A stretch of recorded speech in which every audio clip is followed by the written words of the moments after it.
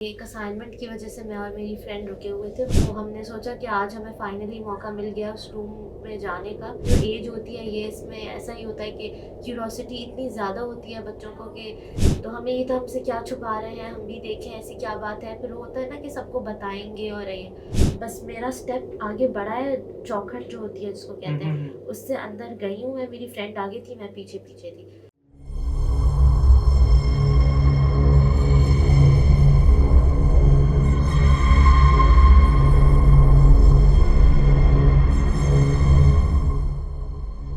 अस्सलाम वालेकुम, कैसे हैं आप लोग? खैरियत से हैं? मैं हूं आपका होस्ट सैयद मोहम्मद अहमद। नाज़रीन, हर बार की तरह इस बार भी हम आपके लिए एक स्टोरी लेकर आए हैं। नाज़रीन, अक्सर और बेशतर हम सुनते हैं स्कूल के बारे में, कॉलेज के बारे में या यूनिवर्सिटीज़ के बारे में, तो हम अपने पुराने ख़यालात में चले जाते हैं जिस टाइम पे हमने बहुत सारी शैतानियाँ की और बहुत सारी ऐसी चीज़ें की जो अब हम नहीं कर सकते और ना करने के लिए सोच सकते हैं, क्योंकि वो एक बचपन का दौर ही एक अलग होता है।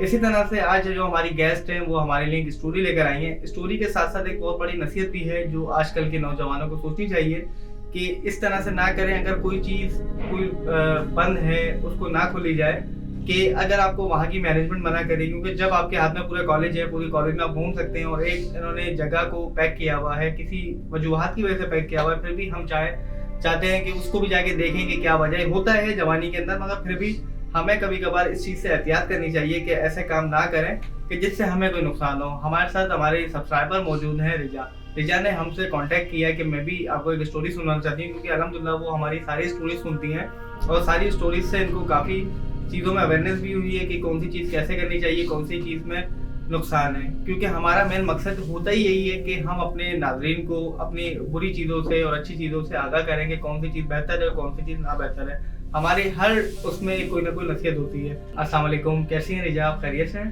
वालेकुम अस्सलाम, मैं ठीक हूँ। थैंक यू, आपने मुझे बुलाया अपने शो पर और मुझे मौका दिया कि मैं आके अपनी स्टोरी शेयर कर सकूँ। पहले तो आपका बहुत-बहुत शुक्रिया कि आप हमारी सब्सक्राइबर हैं और हमारी सारी स्टोरीज़ देखती हैं और आप हमारे पास आईं कि मैं अपनी स्टोरी सुनाना चाहती हूँ। बहुत-बहुत शुक्रिया आपका। रिजा, आपने बताया था कि आपके साथ कॉलेज में एक हादसा हुआ था, तो थोड़ा-सा हमारी नाज़रीन को एक्सप्लेन करें कि कैसा हुआ था और क्या इस वाक़ये में ऐसी नसीहत है कि वो इस चीज़ को दोबारा अंजाम ना दें? बिल्कुल, अच्छा मैं आपको बताती हूँ, मेरे साथ कोई 7 साल पहले ये वाक़या हुआ था अच्छा। कॉलेज में कि एक असाइनमेंट की वजह से मैं और मेरी फ्रेंड रुके हुए थे, बाकी सब जा चुके थे। तो हमारा कुछ पेंडिंग वर्क था जिसको कंप्लीट करने के लिए हम रुके हुए थे। टीचर ने कहा कि तुम लोग चले जाना ये काम ख़त्म करके और चौकीदार को इन्फॉर्म कर देना। तो हम रुके हुए थे। अब जैसे ही हमारा काम वगैरह ख़त्म हुआ, हमने देखा टीचर भी जा चुकी हैं, तो हमने सोचा कि आज हमें फाइनली मौका मिल गया उस रूम में जाने का, जो काफ़ी अरसे से बंद ही हम देख रहे हैं, जिसमें ना ही किसी को जाना अलाउड था, ना ही मैनेजमेंट जाती थी, किसी को भी परमिशन नहीं थी। बस कभी-कभी कोई आता-जाता नज़र आता था, लेकिन हमने कभी इस तरह वो रूम खुला हुआ भी नहीं देखा। और आपको पता है जो एज होती है ये इसमें ऐसा ही होता है कि क्यूरोसिटी इतनी ज़्यादा होती है बच्चों को कि देखिए कि क्यों मना किया है, क्या बजाय ये सोचने के कि हमें कोई वजह है जो बड़ों ने मना किया हुआ है, मैनेजमेंट ने, कोई नुकसान होगा। तो हमें ये था हमसे क्या छुपा रहे हैं, हम भी देखें ऐसी क्या बात है। फिर होता है ना कि सबको बताएँगे और ये। तो अब हमने मौका देखा, हमने कहा कि चलो उस रूम में, हालाँकि वो रूम हमेशा लॉक्ड रहता है। लेकिन फिर भी पता नहीं कैसे उस दिन वो रूम खुला था, क्योंकि ये नहीं कि हमने पहले कोशिश नहीं की, हमने पहले भी कोशिश की लेकिन हम सक्सेसफुली जा नहीं सके। अब उस दिन हमने सोचा कि मौका है तो हम जाके देखते हैं इस रूम में। और क्या है, सेकंड फ्लोर पे बहरहाल वो रूम था, हम तो फर्स्ट फ्लोर पे थे। हमने देखा चौकीदार बाबा भी सोए हुए थे, तो हम उठे और हमने रिजा, ये किस टाइम की वक़्त देखिए, क्या है? हमारा इवनिंग में कॉलेज होता था, तो हम रुके हुए अच्छा। थे, तो हमें ऐसे ही कोई 7 साढ़े 7 तो बज गए थे। अब हमने इधर-उधर देखा, हमें नज़र नहीं आया कोई, हमने कहा शायद वो भी है नहीं, सो रहे होंगे या क्या। तो हमने कहा कि मौका है, चलो हम जाके और देख के आते हैं कि उस रूम में क्या है।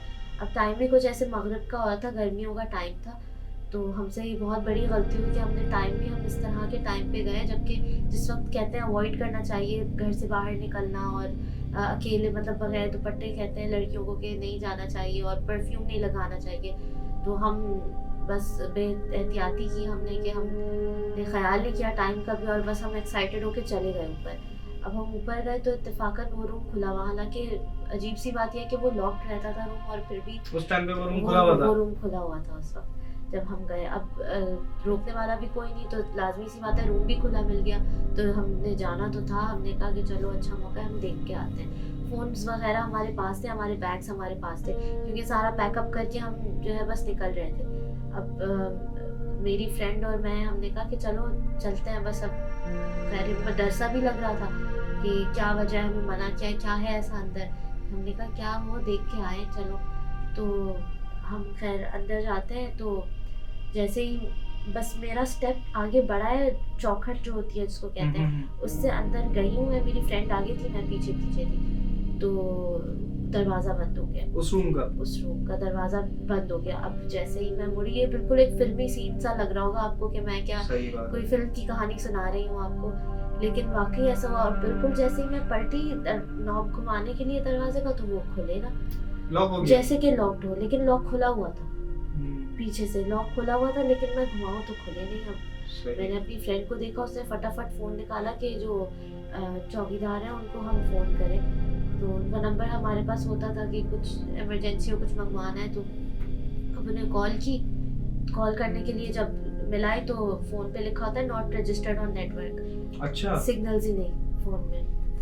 अब हम इतने परेशान, उसने कहा तुम देखो अपना फ़ोन। मैंने फ़ोन निकाल के देखा, मेरे फ़ोन में तो भी कॉलेज आपका कैसी जगह के ऊपर था कि जहाँ सिग्नल नहीं? हमारा कॉलेज जो है वो था, तो मतलब इतनी सन्नाटे वाली जगह नहीं थी, रेजिडेंशियल एरिया ही था, लेकिन वहाँ पे भी सिग्नल प्रॉब्लम हो गई। वहाँ तो यही तो परेशानी कि कभी हमारे होता ही नहीं है प्रॉब्लम। और उसने फ़ोन चेक किया, उसके भी नेटवर्क नहीं। अब हम फ़ोन रीस्टार्ट करने लग गए कि जल्द के क्या पता, होता है कभी इशू हो जाता है, नेटवर्क आते चले जाते हैं।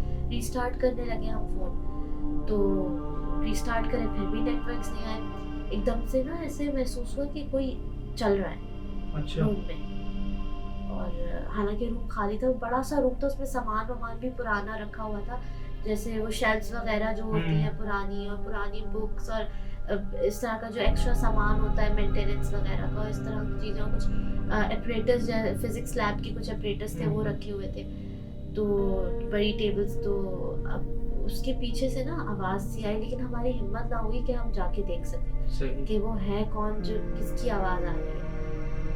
तो मेरी फ्रेंड ने कहा कि रिजा देखो ये कोई आ रहा है पीछे से। तो मैंने कहा नहीं, मेरी तो हिम्मत नहीं है कि मैं जाऊँ आगे और मैं जाके देखूँ।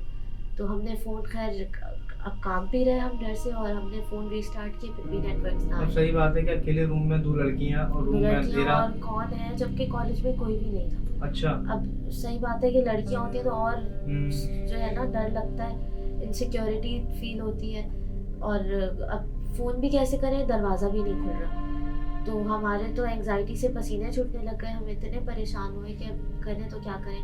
खैर बहरहाल अब आवाज़ तो आ रही थी आहिस्ता आहिस्ता ना, एक शैडो। आवाज़ें किस तरह की थी? वो जो किसी के चलने की आवाज़ थी, जैसे कोई चल रहा हो आहिस्ता आहिस्ता, कोई चल भी रहा है, और ना जैसे चीज़ें घिसटती हैं, इस तरह की सी आवाज़ थी, और चलने की आवाज़ थी। तो मैं एक्सप्लेन नहीं कर सकती, और सही से याद भी नहीं आता कि आधा तो ऐसे समझे होश था ही नहीं कि ये हो क्या रहा है हमारे साथ, हमसे क्या हो गया, आए क्यों हम यहाँ पर, हम आते ही ना। वो उस रिग्रेट में भी, उसमें तो होश ही नहीं था। अब जो आवाज़ें आ रही थी आहिस्ता आहिस्ता, एक शैडो सा डेवलप होने लगा। अच्छा। जो शैडो हमें ज़मीन पे नज़र ना आए, लेकिन छत पे नज़र आए। ओहो।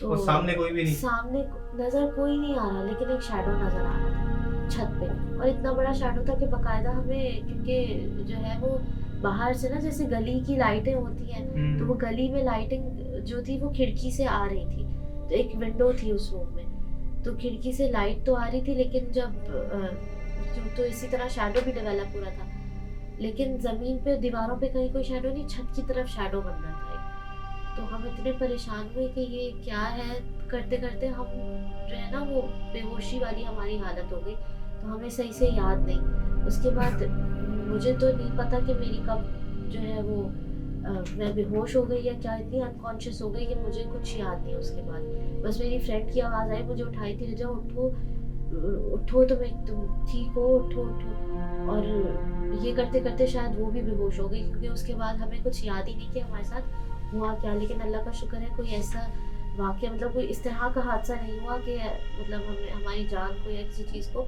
नुकसान होता।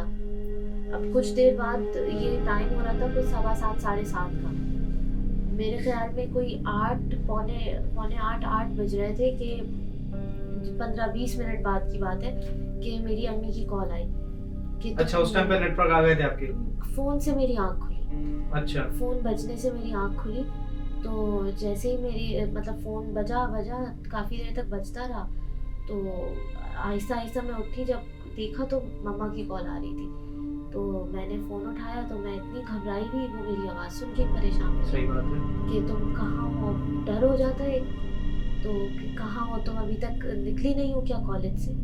तो उनको भी बताने की हिम्मत नहीं हुई कि ये हुआ क्या? मैंने कहा हाँ बस मैं निकल रही हूँ। तो वो अलग परेशान कि ये क्या हुआ, मेरी आवाज़ इतनी खौफ से इतनी ख़राब हो रही थी कि तो मैंने कहा अच्छा मैं बात करती हूँ आपसे, करके मैंने फ़ोन रखा और फिर जल्दी से हिम्मत की, मैंने अपनी फ्रेंड को उठाया, उसको उठा के मैं होश में लेके आई।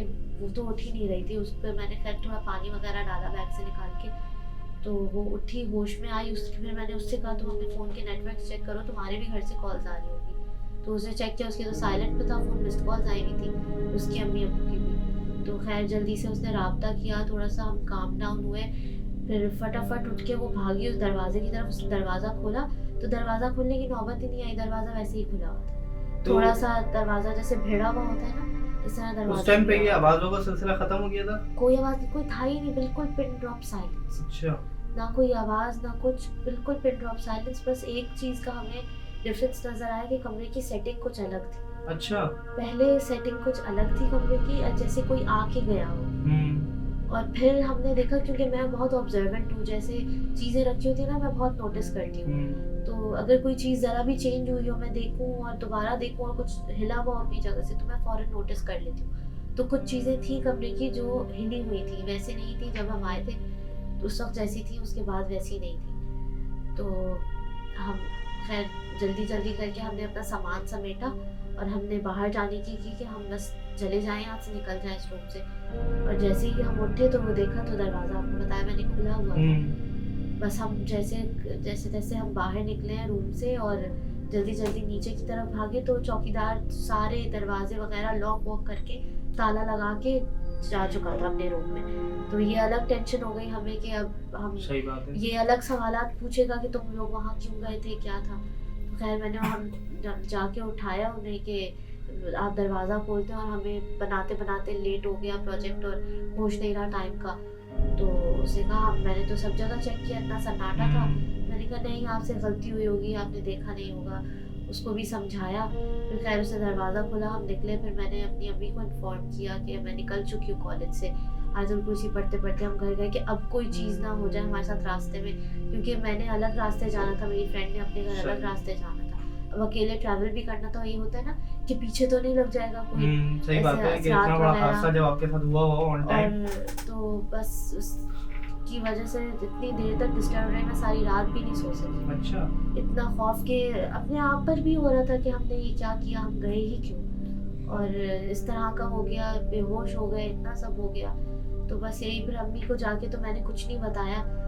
काफ़ी टाइम बाद मैंने बताया बहुत हिम्मत करके कि ऐसा हुआ था हमारे साथ। तो मम्मा से भी काफ़ी डांट पड़ी कि इसीलिए जब मैनेजमेंट ने तुम लोगों को मना किया हुआ था तो तुम लोग क्यों गए। तो यह है कि मैं आपके सारे व्यूअर्स से भी यही कहना चाहूँगी कि आप लोग जब भी कहीं ऐसी जगह जाएं जहां अंधेरा हो, सन्नाटा हो, तो प्लीज़ क्यूरोसिटी में कहीं उसमें घुसने की कोशिश ना करें। अगर मैनेजमेंट की तरफ से या किसी अथॉरिटी की तरफ से आपको मना किया गया है, कहीं जो है एंट्री ममनू है, तो प्लीज़ वहाँ पर जाने की कोशिश ना करें, क्योंकि कोई वजह है जिससे आपको बचाने के लिए, XYZ जो भी रीज़न है, हमें हर चीज़ में अब पोक नहीं करना चाहिए। तो क्योंकि कभी आप खुद ऐसा नुकसान उठा लेते हैं कि सारी ज़िंदगी में तो अल्हम्दुलिल्लाह अल्लाह ताला ने हमें बचाया, हमारे साथ कुछ हुआ नहीं, लेकिन किसी के साथ कुछ हो भी सकता है ऐसे हादसात में। तो एहतियात करें, और सबके लिए मेरा यही मैसेज रहेगा कि ख्याल किया करें ऐसी जगहों पे, स्पेशली मगरिब के वक्त तो बिल्कुल भी नहीं करना चाहिए। बहुत बहुत शुक्रिया रिजा आपका कि आपने अपनी स्टोरी को इस तरह एक्सप्लेन किया